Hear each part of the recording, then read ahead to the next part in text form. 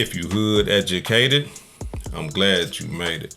Allow me to unfold my knowledge, wisdom, and understanding from a hood brother's point of view to all of you here, there, and everywhere. Now check me out. Now, a lot of people, right? I'm talking about, I done heard Charleston White say it. I done heard other bloggers say it. I'm talking about all over. Everybody is wondering, right? How did J. Prince Sr. get the paperwork that he had, right? Because no one, right? Everybody filing their little freedom of information or whatever. Everybody trying to get the information on the Takeoff case, but no one had the paperwork or has the paperwork that J. Prince showed on the $1 million worth of game, right? The paperwork that he had Gilly the Kid reading, right? No one, right? Everybody's wondering, where he get that paperwork? How did he get that paperwork, right? Some people are even saying that J. Prince Sr. got a hold on the Houston Police Department, right? Some people are even saying that J. Prince Sr. got a hold on the whole Houston. I'm talking about he got the mayor in his pocket. He paying the police. You see what I'm saying? A lot of people believe this, right? And hey, if that's your belief, that's your belief. But let me explain to y'all how I believe, right, that J. Prince Sr. got the paperwork that he has concerning the Takeoff murder. Let me tell y'all. For one, we got to understand something. Who is DJ Pat's lawyer?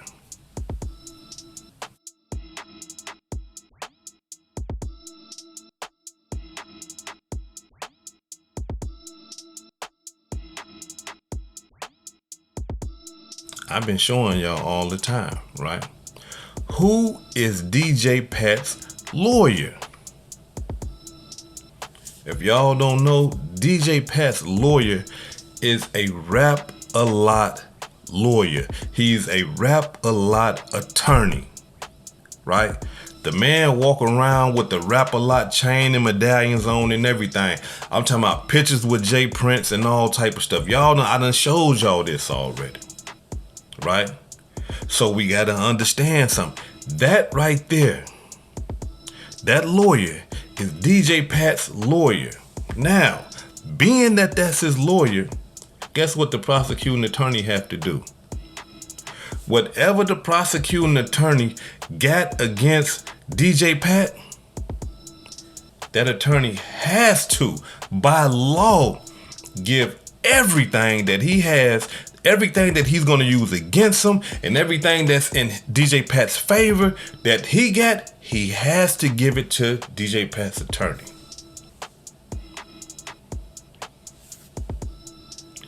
That's how J. Prince got the document. That's how J. Prince got paperwork that don't nobody else got, because the attorney. DJ Pat attorney, hey, look, let me show you what they got on this boy. Boom. Gave it all to J. Prince. They locked in like this. I don't believe it's no big thing like how people are trying to say, like, you know, he got the police in his pocket. You know, he doing this, he doing that. And if he do, hey, you know, that's what gangsters do. Let's just, come on, can we just keep it 100, y'all? And quit living in this fantasy world.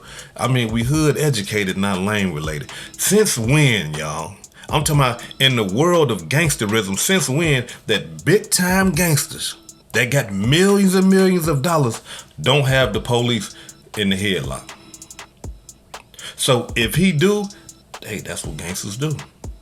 If he don't, then he don't. But I'm telling y'all, for my portion of understanding, how I believe he got the paperwork, how he got what they call in the legal terms, a motion of discovery. He got everything from that attorney. Why? Because J. Prince Sr., I believe, could be wrong, but just in my belief, I believe J. Prince Sr. paid that $1 million bond for DJ Pat. I believe that J. Prince Sr. Paid for that attorney for DJ Pat. Why? Because DJ Pat, they peoples. It's just that simple. And if he got the police in the headlock, hey, that's what that's what gangsters do. Now, let's get on this portion of understanding about Charleston White. Now, we have Charleston White, right? Now, everybody know that I'm 50-50 with Charleston White. And the reason why I say that, right, the good things that he do, I'm with it, bro. The community work, looking out for the kids and stuff like that, helping elderly peoples and changing laws and all that, man, bro, more power to you. But all the disrespect, though, that's something that disrespecting people dead, disrespecting people mamas, disrespecting people kids and stuff like that, talking about raping women and all that old type of shit, talking about some, fuck the little Mexican kids that died down there, all that old type of stuff. Like, I just can't get with that right there. You know what I'm saying? Like, that's just not mine, right? But as far as his good deeds, hey, I'm 50-50, right? Now, this is what I want to say about that. Charleston White, he had an event down there in Houston, Texas. Not a comedy show, but he had an event where he was going to speak to some children, right? And so what Charleston White did, he called the Houston police. Hey, look, I'm coming down there in your city. I need some help, this, that, and the other. They shun him. Nah, we ain't messing with you, dog. We ain't gonna secure you. You can't use us, right? Made Charleston White mad, y'all. He hot, right? But what you gotta understand is this right here, Charleston. If you wouldn't have been talking crazy the way you was talking to them people down there in Houston and bringing all that fire to you, bringing all that heat up on you, the police wouldn't have had no problem with securing the place. But here it is, you asking the police to put themselves in the line of fire that you done started. And so now, you dogging the police and all that old type of stuff. And hey, man, you making it look bad for yourself, because now when you go down to Houston, the police might say, hey, yeah, Charleston, we got you back. We got you. And let somebody backdoor you because of what you doing and what you saying. I'm just saying, bro, you know what I'm saying? I mean, I'm talking about, man, I'm hood educated, not lane related. And I'm just thinking like, outside the box. We got to understand something, man. I understand what you trying to do, bro. But at the same time, you talking about you willing to die. You willing to kill. This was your perfect opportunity to show everybody that, hey, look, I'm going to go do this show for these kids regardless of what Mob Ties is doing in Houston. If you didn't fear them, if you really were scared, if you wasn't scared of them, right? If they wasn't nothing like you saying they wasn't, then, you would have went down there in Houston and you would have performed. But you understand, like, you smart. You ain't no fool. You intelligent. You hood educated. You like, I ain't going down there. I'm not finna go in their backyard and do nothing like that and set myself up for failure. Smart. Very smart. But I would like to say this right here, brother. You could have paid some security guards. You could have paid some security guards in Dallas to go down there and demonstrate your measure. But you ain't even want to do that. So regardless of what people might feel or think about them boys down there in Houston and Jay Prince and his family and all that old type of stuff, hey, Charleston wasn't going down there. Charleston went right back to Dallas and got to talking crazy as hell on the internet. But he ain't go to Houston without no police.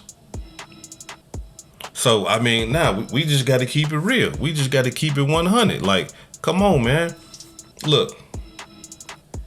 Stop doing all that madness and talking all that crazy stuff, bro. You in the door already. You ain't got to do that.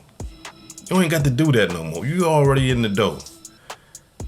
You could have sat down with the man. The man said he wanted to sat down with you. You could have sat down with him and said, you know what, I was tripping.